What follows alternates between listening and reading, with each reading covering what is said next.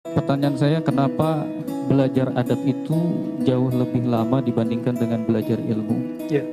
Kemudian, adakah kitab khusus yang membahas kaitannya dengan adab? Misal kita belajar wudhu, kemudian ada kitab yang membahas tentang adab dalam berwudhu.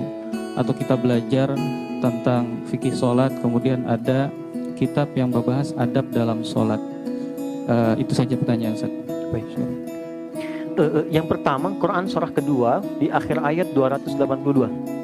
Sebelah kiri paling bawah di pojok tuh ya. Allah sampaikan wattaqullaha wa yu'allimukumullah. Tingkatkan takwamu kepada Allah, maka dengan peningkatan takwa itu Allah akan mempercepat penambahan pengetahuan dan pemahaman kepadamu.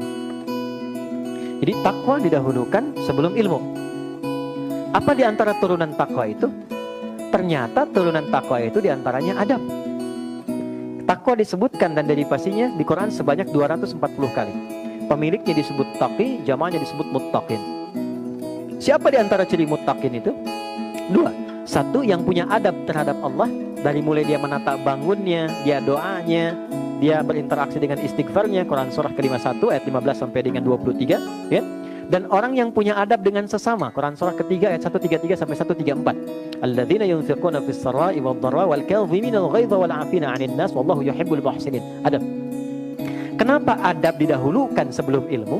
Adab itu sikap moral yang membimbing kita untuk berperilaku baik. Jelas? Kalau orang berilmu, adabnya belum baik, moralnya belum baik, maka dia akan berbuat perilaku yang buruk, yang damage-nya lebih besar dibandingkan dengan orang yang belum punya ilmu. Orang korupsi kalau pintar, ngambilnya banyak dibandingkan dengan orang yang mencuri tapi nggak pintar. Ya kan? Kijang-kijang nanti durian disimpan di sini ya, tuh. Ya, banyak motifnya dan damage-nya lebih banyak. Sama, jangan dikira orang yang punya pengetahuan tapi minim adab, jangan dikira bermanfaat, merusaknya akan banyak. Ya, akan banyak. Siapa yang banyak memberikan fatwa-fatwa yang keluar buruk dan itu mencelakakan. Betapa banyak orang belajar tapi kemudian setelah belajar berselisih.